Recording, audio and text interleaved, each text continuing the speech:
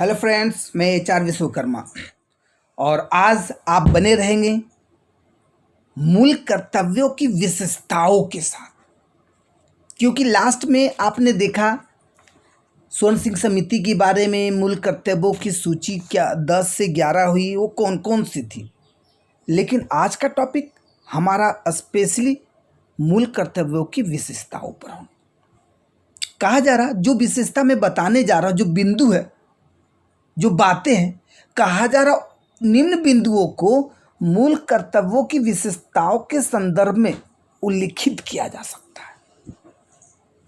क्योंकि कभी अगर आप जनरल एग्जाम दे रहे हैं, रेलवे, एसएससी, ये सब के दे रहे हैं, टीचर्स के दे रहे हैं, तो आपको विशेषताएं पे नहीं ध्यान देना है, मूल कर्तव्यों की आलोचना महत्व पर नहीं ध्यान देना है। लेकिन जो भी सिविल सर्विस के हैं, इन सारी बातों पर फोकस जरूर से जरूर करें। आप देखोगे कहा जा रहा है कि आखिर वो कौन बिंदु है जो मूल कर्तव्य की विशेषताओं के संदर्भ में उल्लिखित किया गया है। तो 4 विशेषताओं पर फोकस करेंगे। उनमें से कुछ नैतिक कर्तव्य हैं। तो विशेषताओं में पहला क्या बताया गया? नैतिक कर्तव्य हैं।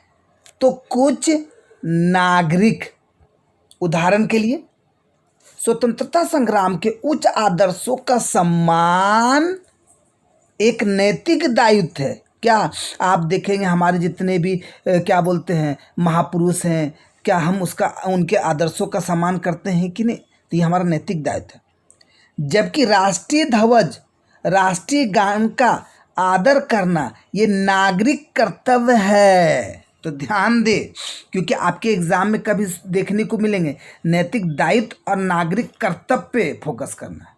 तो आपका सवाल होगा कि स्वतंत्रता संग्राम के उच्च आदर्शों का सम्मान ये किसके अंतर्गत आएगा? नैतिक दायित्व, नागरिक कर्तव्य, बोध या नन? नागरिक कर्तव्य। तो नैतिक दायित्व के अंतर्गत आएंगे। लेकिन राष्ट्रीय ध्वज, एक राष्ट्रीय गान का आदर करना, ये किसके अंतर्गत आएंगे? तो बात समझिए, समझ में आ रहा है कि प्री लेवल कैसे क्वेश्चन देखने को मिलेंगे। तो राष्ट्रीय गान, राष्ट्रीय ध्वज, ये सब का आदर करना नागरिक कर्तव्य है।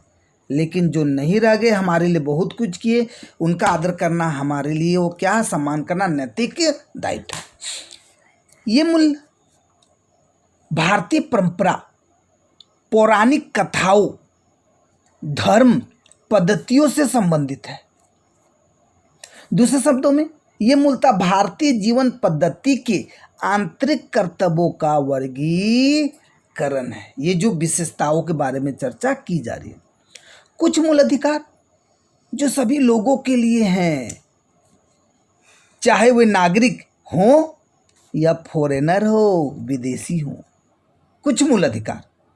लेकिन मूल कर्तव्य केवल नागरिकों के लिए है, ना कि विदेशियों के लिए। बात को समझिए, यहाँ पर समझिए, मूल कर्तव्य बोला जाएगा कि क्या ये हमारे केवल नागरिकों के लिए है या विदेशियों के लिए भी है। तो स्पेशली अगर मूल कर्तव्य पे फोकस किया जा रहा तो आंसर देंगे केवल नागरिकों के लिए, ना कि विदेशियों के लिए। लेकिन कुछ मूल अधिकार पे फोकस किया जाए तो वो सभी के लिए है, चाहे वो नागरिक हो या विदेशी। तो क्या थोड़ी सी बातों के कारण आप गड़बड़ कर रहे हैं कि नहीं? तो कुछ मूल अधिकार दोनों के लिए हैं, लेकिन मूल कर्तव्य केवल नागरिकों के लिए हैं। निदेशक तत्वों की तरह मूल कर्तव्य गैर न्यायोचित है।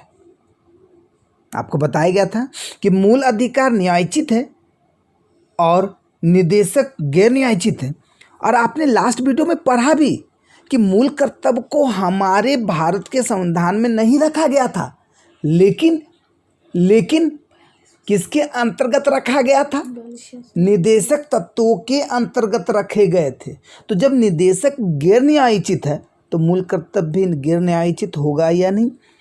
संविधान में सीधे न्यायालय के जरिए उनके क्रियान्वयन की व्यवस्था नहीं है। बात समझिए, क्योंकि कभी आपके क्वेश्चन पूछ दिए जा सकते हैं कि निदेशक गैर न्यायोचित है, क्यों?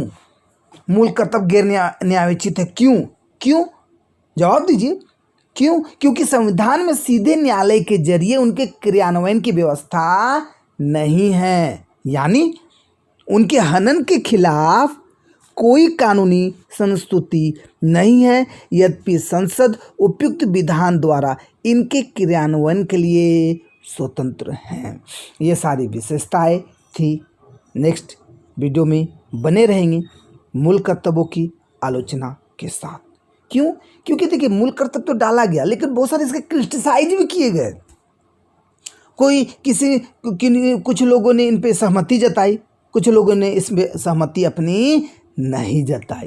तो यहाँ पर फोकस करेंगे और बने रहेंगे नेक्स्ट वीडियो में मूल कर्तव्यों की आलोचना के साथ और शेयर सब्सक्राइब के साथ। धन्यवाद।